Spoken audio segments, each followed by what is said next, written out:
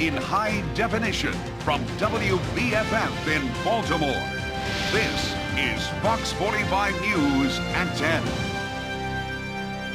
Hello, I'm Kai Jackson. And I'm Jennifer Gilbert. Another tense night in Baltimore after the death of Freddie Gray. During a protest this evening at Western District Police Headquarters, someone threw some objects at police.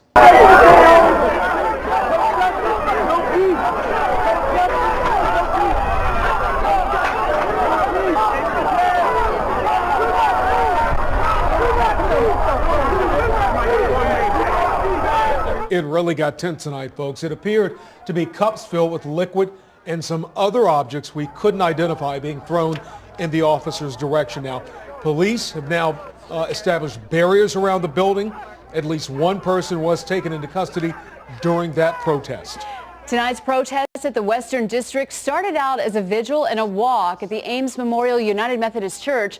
The group calling for answers about Gray, who died in police custody after being picked up for running away from police. I would say and caution for restraint, allow the process to go forward, and at the same time continue to be peaceful in your demonstration. What you see right now is peaceful demonstration. This is what America is all about. This is what America was birthed for people to express how they feel so that others can know that.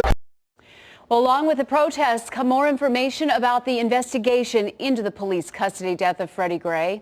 Tonight, we know that 5 of the officers involved in the way of justice. The Police Bill of Rights is something that I know the police unions are very concerned about, but they should be concerned about weeding out the bad officers, which I believe they do. But we have to sit down and come up with a comprehensive way that we can do that where all parties agree on how we move forward with the Police Bill of Rights. The LEOBR, it is in no way preventing the Baltimore Police Department from talking to these individuals or having any negative effect on this investigation. And why anyone would say that the reason they can't move forward or they're not getting the information they want is because of the Maryland Law Enforcement Officers Bill of Rights is simply not correct. Demonstrators have been marching through parts of the city for 5 straight days over his death. That's right, and now the head of the city's police union is speaking out. Keith Daniels live in West Baltimore with how the president of the union is defending the officers. Keith. Well, Jennifer, we're live outside of the Western Police District. All is quiet here at this hour. The police officers are keeping watch. The barriers are up. This is where hundreds of protesters have been lifting their voices, and tonight the police union's president is talking about it.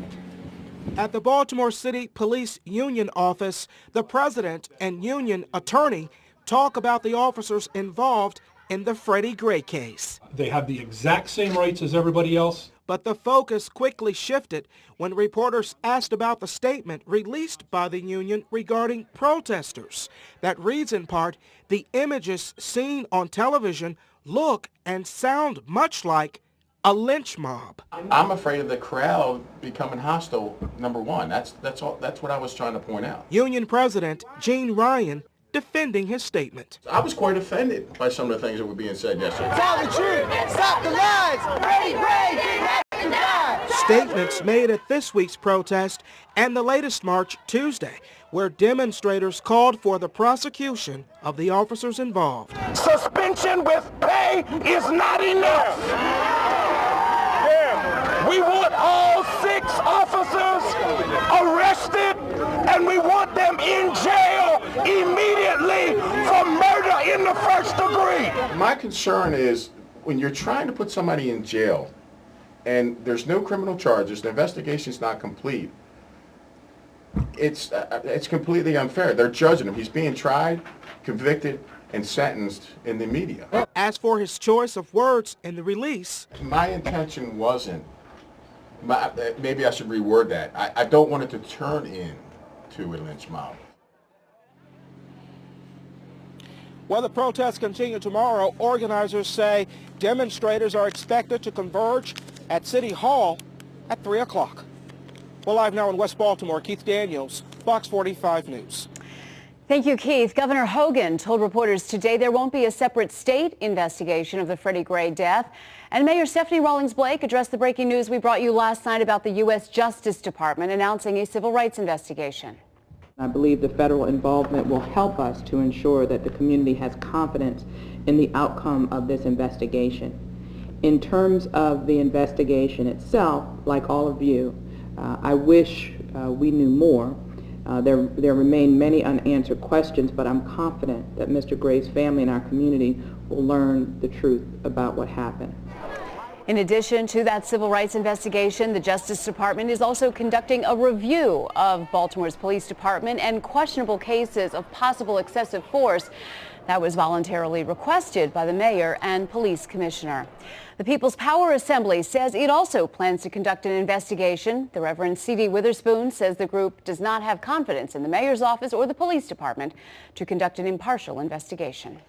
There's some frustration and questions tonight about police tactics in the neighborhood where Freddie Gray was arrested. First on Fox, Kathleen Cairns was there for an arrest that involved more than a half dozen officers and ended with a jaywalking charge.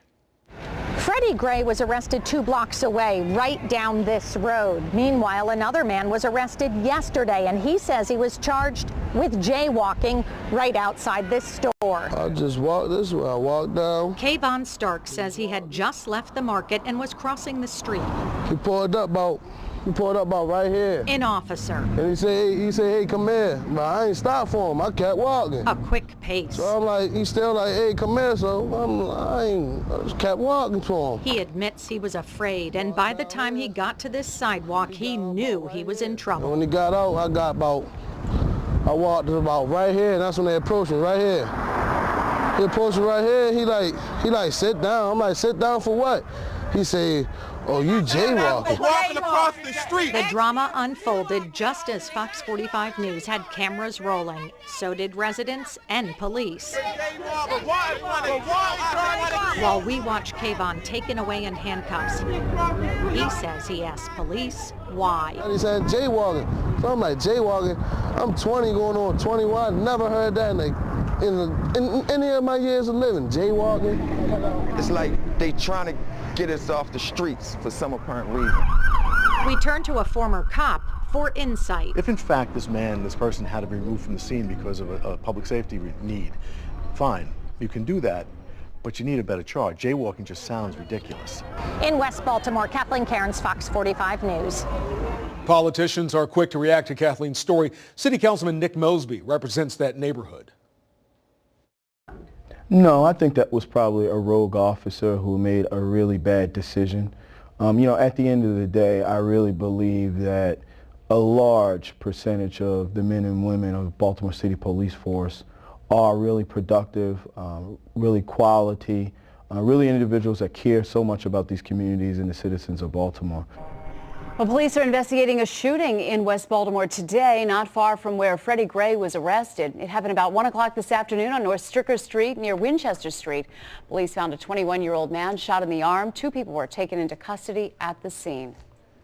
Some rough weather this afternoon. That's right. Take a look at the scene in northeast Baltimore where that storm brought down a tree. You can see some branches came down on top of a car. Witnesses waiting at a nearby bus stop say a man was driving on Bel Air Road when the wind kicked up and the tree came crashing down onto his car, which he just picked up from a rental company. A lot of people taking pictures because it's like disbelief. Yeah, it's really disbelief to see that he's okay. And he's truly blessed today because I've never seen nothing like that. Witnesses say other cars crashed when that tree came down and an ambulance was on the scene, but there's no word on how many were hurt. The wind also toppled this tree along Falls Road. The tree knocked down some wires that actually hit a car, but no serious injuries. Workers had to close the road between Old Pimlico and Newstead Lane to get this cleaned up. Well, most of that weather seems to have cleared out. Yeah, let's check in with Chief Meteorologist Vetus Reed, who says all that rain we've been getting could be one of the reasons we saw trees coming down, right, Vetus? Yeah, definitely. With winds gusting up to 50 to 60 mile an hour, we also had, with those wind gusts, heavy rainfall the day before. So that creates the ground becoming saturated, and that helps for those trees to become a little loose on those root systems down there to help them fall. But looking at what's going on now, the winds have died just a tad bit. We still see a few remaining showers over central Maryland, but most of the severe weather has pushed out of here. We're seeing temperatures fall, and as this precipitation continues to kind of push through the area, what we're going to continue to see is the colder air moving in, and we have even some snow showers up to the north of us. Taking a look over parts of Pennsylvania, and it's all because of an area of low pressure up there towards upper portions of Michigan and Canada that are wrapping around those winds, and we're stuck with those winds tonight into tomorrow, and then we're also seeing those colder temperatures. So I think the severe threat has passed, but what we'll be seeing are the drop in temperatures. I'm going to break down how cold it's going to get, how long it sticks around next in my forecast. You can access the latest information when severe weather hits right on your mobile phone. Go to foxbaltimore.com and look for mobile in the top right-hand corner of the screen and download the Fox 45 mobile news app for your Droid or iPhone. New tonight, a big decision in the class action lawsuit against the NFL over concussions. A federal judge approved a settlement granting up to $5 million to each retired player for serious medical conditions associated with repeated head trauma. Thousands of former players sued, accusing the NFL of hiding the dangers of concussions. The settlement applies to all players who retired on or before July 7th of 2014. Well, the NFL draft is still a couple of weeks away, and many camps, or a couple of weeks after that, but the Ravens complex was buzzing today. Yeah, Sports Director Bruce Cunningham joining us with that story. Hi, Bruce.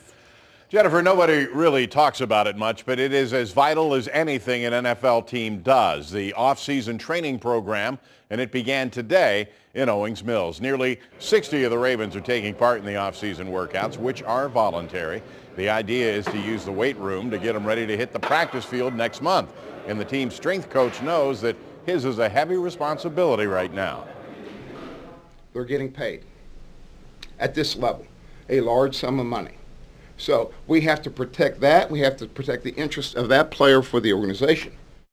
The schedule was released last night. The Ravens have to play 5 of their first 7 on the road. The players were all asked about it, but none of them took the bait. Here's our question of the day. What do you think about the Ravens' schedule this year? Join the discussion right now. Go to facebook.com/FoxBaltimore. A gas station robbery caught on camera. You can see it happening. The group of people trying to stop it in 10 minutes on Fox 45 News at 10. Next, cell phone towers at schools. Some communities can stop their installation, the thing they have in common after the break. And we're watching some rain showers pushing through the area, a few bands still remaining. Snow showers to the north.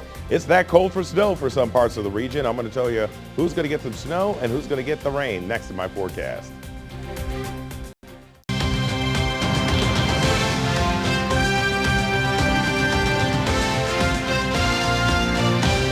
There's a nationwide search tonight for a Maryland man wanted in the stabbing death of his wife. The killing happened inside a Hanover Dunkin' Donuts 2 weeks ago. Jeff Abel has new information surrounding the search for the accused killer.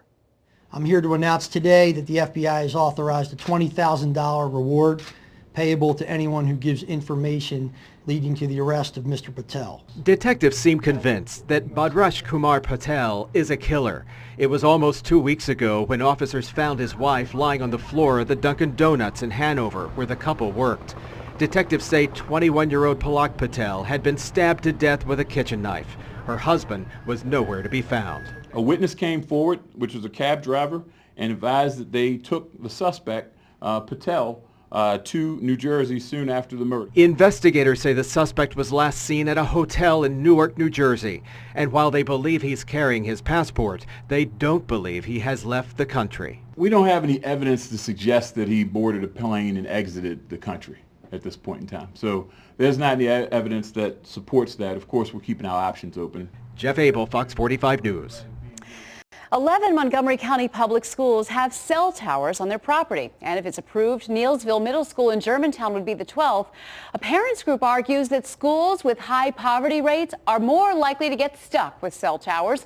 In fact, according to Montgomery County Public Schools' own data, 81% of its cell phone towers are at schools where at least a third of students are eligible for free or reduced lunch. To put that in perspective, less than 5% of students at Walt Whitman High School in Bethesda are in financial need, and that school community was able to fight off having a tower. The cell towers are going up in the poorer neighborhoods. We're seeing this also in Baltimore City, in Anne Arundel, and in Prince George's County. The same trend is appearing across the state.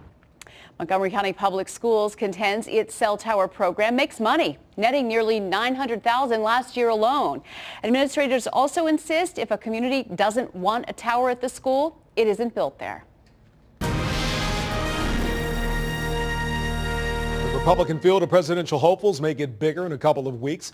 Businesswoman Carly Fiorina plans to announce her candidacy on May 4th, according to the Wall Street Journal.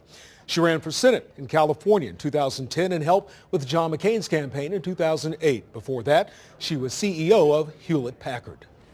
Well, all the candidates need money to run for the White House, and as Christine Frizzell tells us, donors to certain groups may be getting a tax break.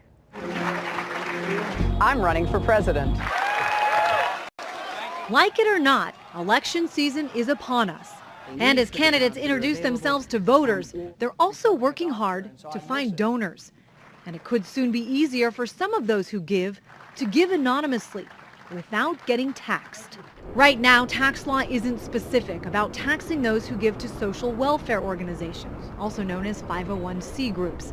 The new legislation spells it out clearly. If you are a donor to either a liberal or a conservative or whatever, 501c organization, that the gifts that you give to that organization will not be liable for the federal gift tax. Ryan Ellis is with Americans for Tax Reform, one of the many groups in favor of passing the law. Others include Tea Party group Freedom Works and the liberal ACLU. This is all part of free speech in America, that you are allowed to participate in the political process as openly or through others as you would see fit. The desire to more clearly define the law came out of that 2011 controversy in which many conservative groups said they were unfairly targeted by the IRS. Still, there are many in Washington who say this bill is the wrong answer. It's another thing that discourages transparency. Bill Allison with the government watchdog group the Sunlight Foundation says if the law is passed, it will encourage more and more donors to give to social welfare groups, which they sometimes refer to as dark money groups. If you have these private deals between powerful interests and the government, then it's the public interest that always loses out. With the 2016 campaign promising to be the most expensive in history, following the money may prove even more difficult this time around. I'm Christine Frizzell, Fox 45 News. President Obama is making an Earth Day visit to Florida's Everglades. The commander-in-chief took a tour of the ecologically sensitive park. He's promoting an environmental agenda, declaring the dangers of climate change an imminent threat to the planet and the nation's economy. The White House is hoping the president's visit will prompt an elevated political debate about making climate change a priority. But around the world, in the aggregate, it was the warmest winter ever recorded. This is not a problem for another generation. Not anymore. This is a problem now. It has serious implications for the way we live right now. President Obama says the steps that we've taken over the last several years are already making a difference, such as using cleaner energy and cutting carbon pollution.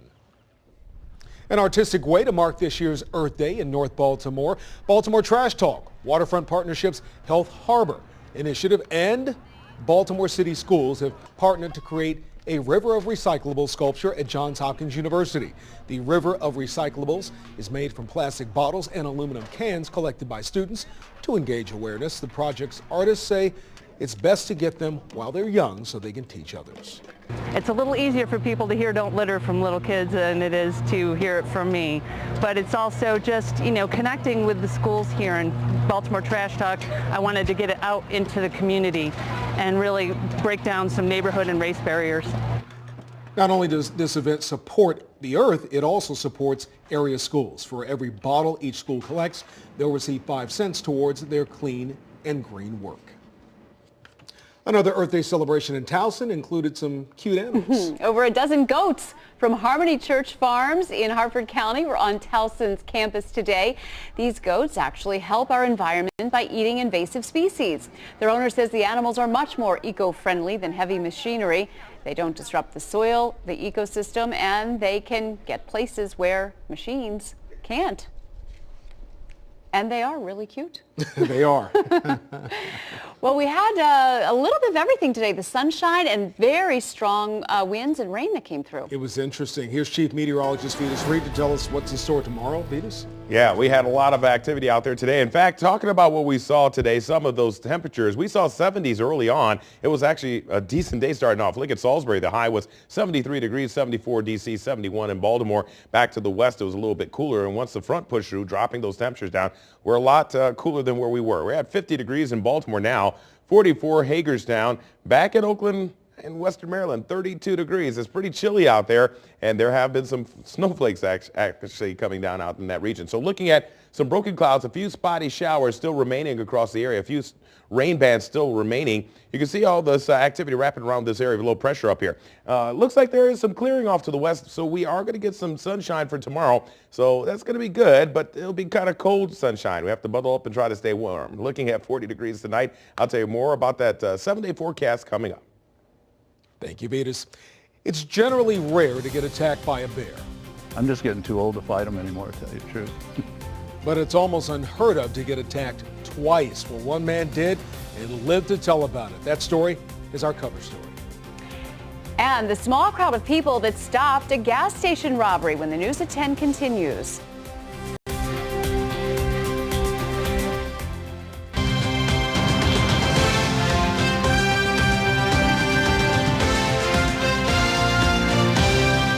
A man tries to rob a Texas gas station, but he soon realizes that he picked the wrong store to mess with. Check out this surveillance video from inside the store. The man in the white shirt runs into the cashier box trying to steal the money, but the cashier fights back. Then his father runs in armed with a shotgun. And seconds later, a good Samaritan also jumps in to help. He kept staying here, casing the place out, casing the place. It's kind of nice, actually, a good Samaritan comes in and helps out. Well, the suspect made off with just a few bucks, but HD cameras from inside the gas station were so clear it helped identify the suspect, but investigators are still trying to track him down. A man from Canada builds a high-tech interactive beer pong table, and the orders are flying in. The table has LED lights, a ball washer, and a touch-sensitive tabletop that keeps score for you. The inventor began building it in 2013 when his design won an online contest, and he's taken his plan to Kickstarter to build more. Prices range from $400 to $1,800. Cuts and scrapes after an encounter with a bear. Why he has experience with this sort of thing in our cover story tonight. Many police cameras, but very little video of the actual arrest of Freddie Gray. Why that happened next on Fox 45 News at 10. And don't put those winter coats away yet, because it looks like we're going to see very chilly temperatures as we go through the overnights for the next few nights. Right now, 50 degrees out at BWI. I'll have a look at what we could experience next in my forecast.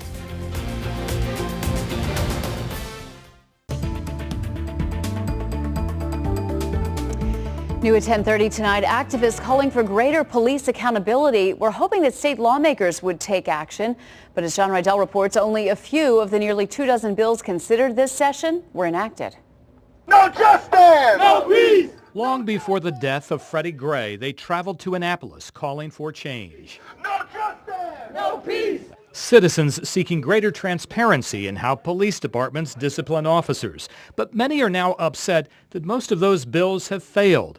One would have given the police commissioner greater authority to discipline officers rather than by a trial board. And that 6 officers can go home and have paid leave. And that's the rule, but that's what we do. Valerio, the powerful chairman of the House Judiciary Committee. He never even called for a vote on many of those bills. Another bill would have called for investigations into police-involved. His or her own jurisdiction would have jurisdiction over those folks. But during the 90-day session, most of those bills were staunchly opposed by the Fraternal Order of Police. There is plenty of oversight, and I think that what you're looking at right now is just individuals who have taken hot button topics that are going on around the country and now, or in their individual city, and are attempting to address constituent issues and concerns that aren't necessarily based on facts. But lawmakers did enact a few bills that would increase police transparency. One would call for the expansion of police body cameras and establishes a commission to determine how those body cameras would be used. When are they on? What are your rights in terms of talking to the police officers?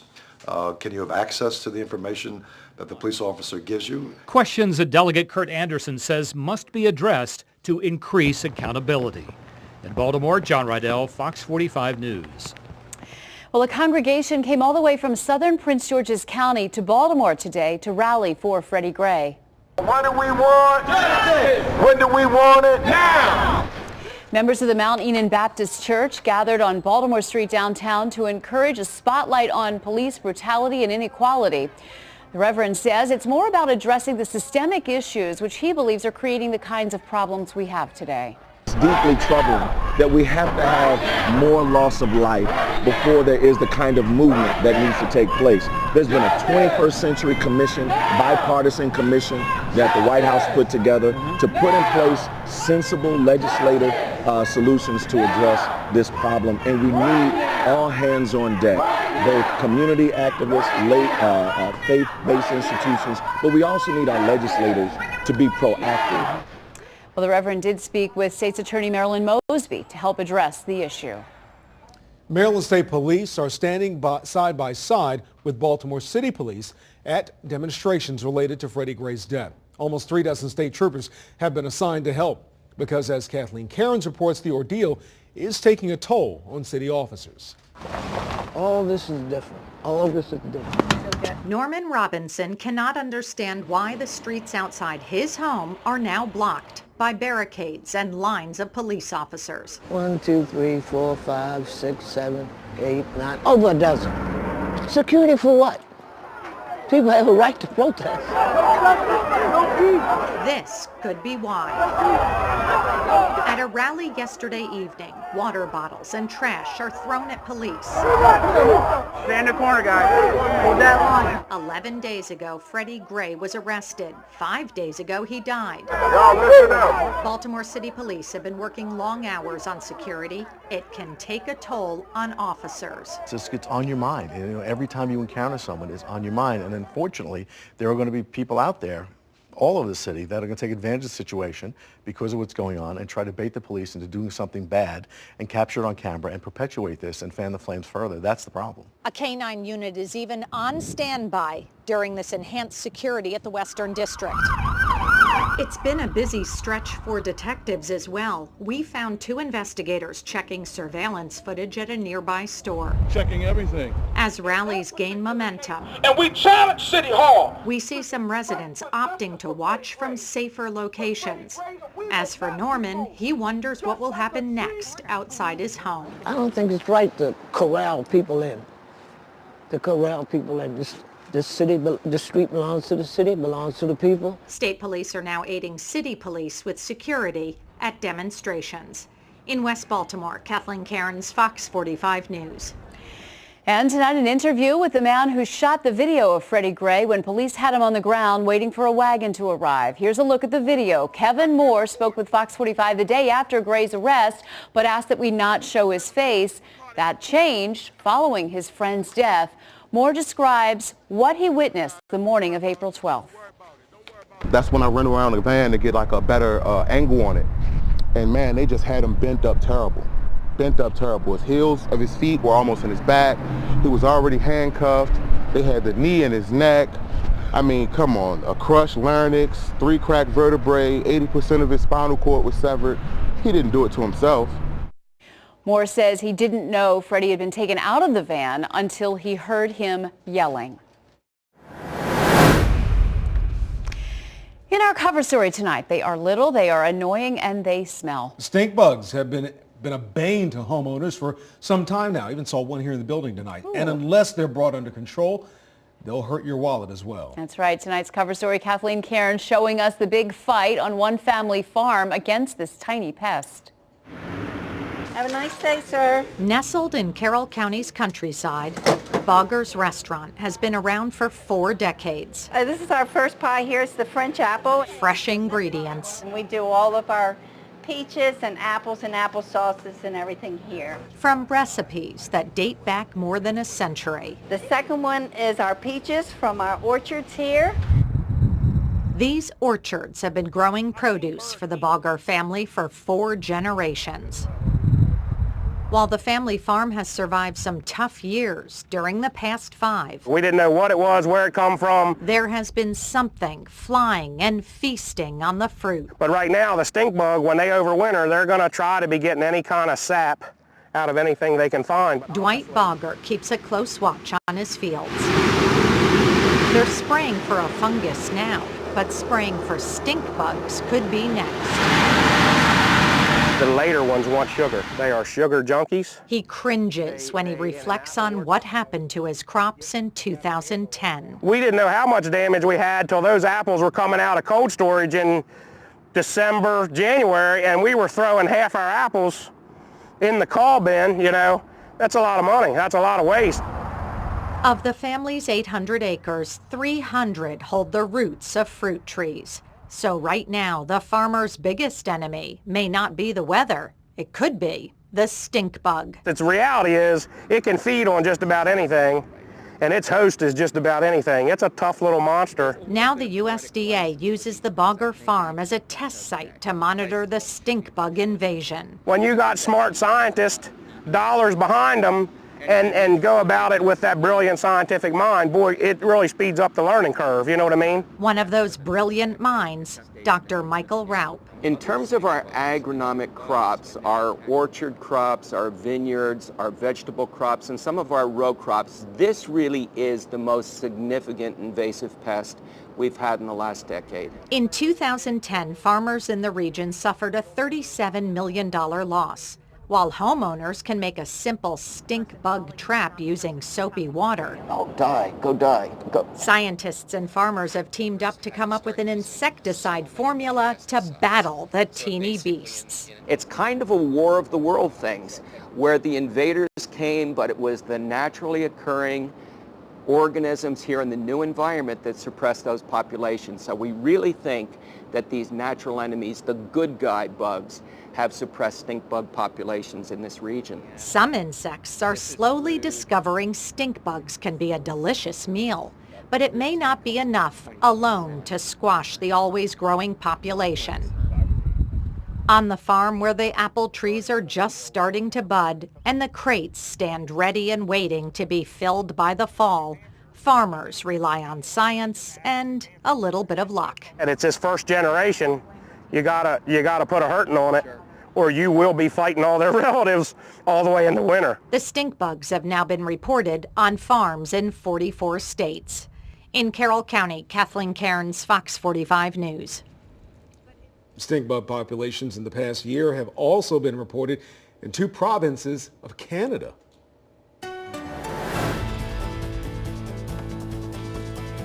Well, nice to see all those buds on the fruit trees at Boggers, but they're getting a little chill tonight. Yeah. Oh, yeah. We're going to see those temperatures kind of cold, and those temperatures are going to fall, especially in the northern, northwestern areas in the lower 30s. So that means overnight tonight, tomorrow morning, those temperatures will still be at that level. So dress the kids warm at the bus stops. Pull out those winter coats. I know there are people who were putting away things on Monday when we had those upper 70s. It was feeling good. But boy, have things changed by the end of the week. We will start to warm back up later on, but we have to first get through this cold air. So yeah, it's just what it is. Here it is. Looking at a chilly night over downtown Baltimore, we can see that a few clouds remain. There are some breaks in the clouds, but we will get more breaks in the clouds through the overnight. Now, one of the big stories this week was the wind. We're talking about it's been windy. We've had trees that have come down, power outages due to some of the gusty winds, and it has been blustering cold, making those 50s feel more like in the low 40s. So right now it's 46 degrees, winds out of the northwest sustained about 10, humidity levels at 44%. Now we will see those winds pick back up a little bit tomorrow out of the northwest, and they will be gusting up to maybe 25 to 30. So once again, it will be a breezy day. Even though the temperatures are in the 50s, it looks like we're going to have issues out there. No warnings other than we're talking about the advisories that we have are the frost or freeze advisories for northern Harford County, looking at northern Baltimore County, and then also Carroll County, parts of Howard County, Montgomery, and back towards the west as we go through the overnight. So we're looking at temperatures right now, 43 in Bel Air, 41 in Elkton, 41 in Westminster, 46 in Columbia, 50 in Annapolis. That's still holding the warm spot as the colder air continues to funnel down from the north. Already 30s in Buffalo, 37 in Albany, 36 in Cleveland, and these temperatures are going to continue to just be chilly over the region. So here's what it looks like on the satellite radar. You can see that we have a few breaks in the clouds. We're right on the edge of this. A few snow showers and rain showers still remaining on the back edge of the system. It just doesn't want to give up. But there are some hopes back to the west. We can see here over Michigan, looking at Indiana, Ohio, some clearing taking place on the back edge of this low that has been up to the north of us and swinging around this cold air. It looks like this will continue to channel on up to the north, making way for some clearing. So future scan shows some clearing through the overnight for tomorrow morning's commute. Looking at dry conditions through the day, we're staying dry. As we get into the afternoon, it looks like relatively quiet conditions through much of Friday. Into Saturday, the first part of the day, we start out dry, but later in the day, some showers start moving in by late afternoon. So it looks like evening plans Saturday night could involve a little bit of rain out there across the area. So it looks like for tonight, 35 degrees, showers clearing, clouds clearing. A chilly night. However, your 7-day coming up.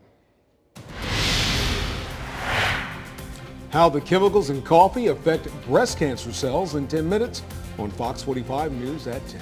But next, the stunning number of children being recruited by terrorists when the News at 10 continues.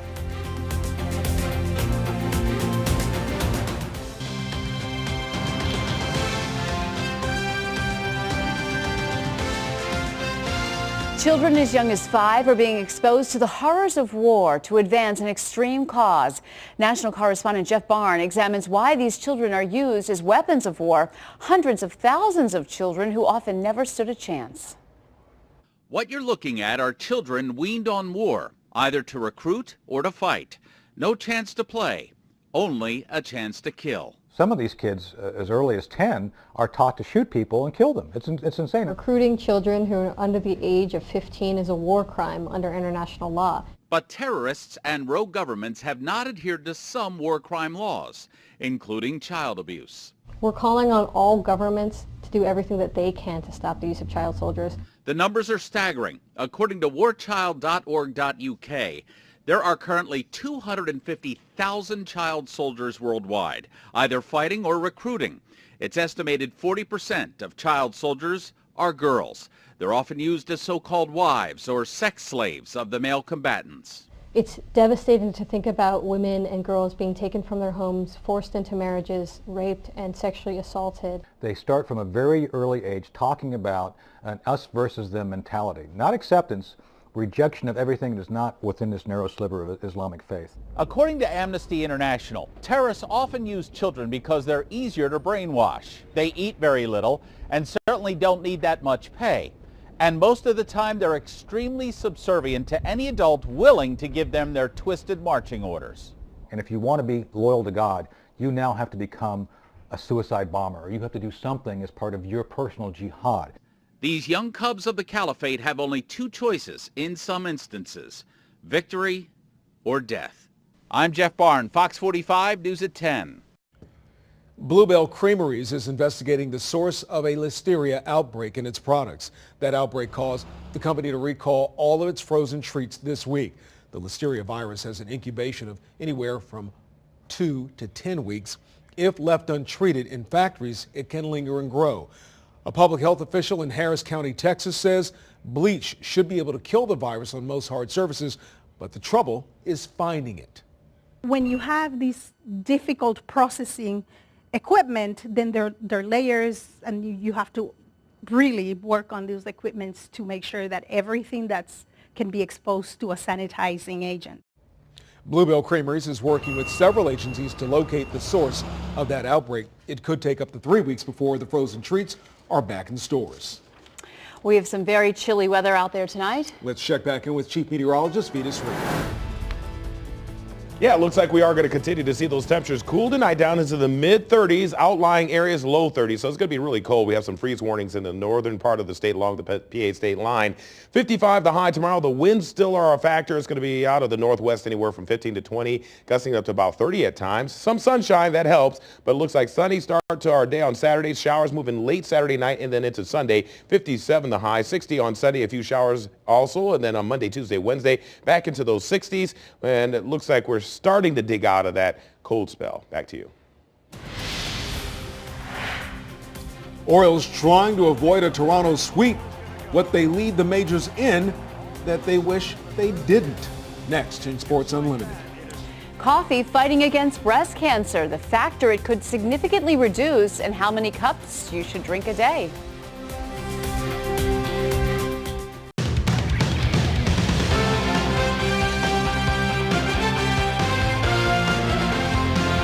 Game 4 between the Caps and Islanders in just a bit. But first, the O's trying to avoid the sweep in Toronto. Chris Tillman on the mound.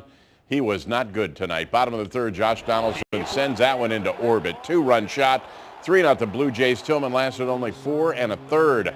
12th start of 6 innings or less by the Birds. That leads the majors. 9th inning, O's down 7-3. Things got interesting. Manny Machado's second homer of the game, a 3-run shot. Cuts the lead to 1 at 7-6. Down to their final out, Miguel Castro K's Ryan Lavarnway to end it. Blue Jays sweep the O's 7-6, the final.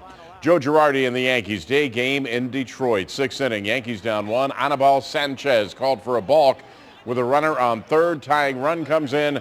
Brad Ausmus doesn't like the call. He is thrown out. It's a 1-1 game. Bottom 9, Yankees up 2-1. Former Oriole Andrew Miller on for the save. Strikes out J.D. Martinez to end it.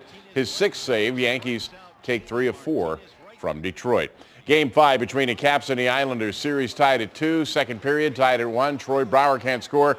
Feeds Carl Alsner, who lights the lamp. Caps up 2-1. Third period, Brooks heads an insurance goal. 3-1 Caps. They take Game 5 5-1 in front of the home crowd. Caps can win the series on Saturday on Long Island.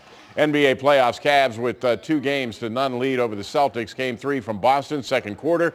Cavs up 6. LeBron James with a jumper with 6 seconds left.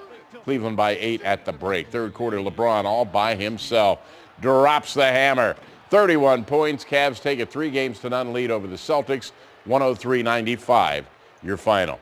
The Ravens signed 2 restricted free agents, plus Navy has one of the best hitters in college baseball and one of the top pitchers. That's coming up at 11:30 on the Late Edition. Drinking just 2 cups of coffee a day may reduce the recurrence of breast cancer. Researchers studied more than 1,000 breast cancer patients. Among the 500 women treated with tamoxifen, those who drank at least 2 cups of coffee a day only had half the risk of a recurrence than those who drank less coffee or none at all. The team also found breast cancer cells reacted to caffeine and caffeic acid with reduced cell division and increased cell death. They say those substances turn off signaling pathways the cancer cells require to grow.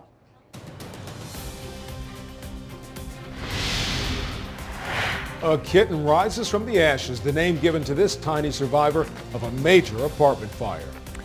And coming up in just 5 minutes on the Late Edition, another presidential security lapse, how it put the life of George H.W. Bush at risk. And a moose on the loose, the evidence that she likes city life.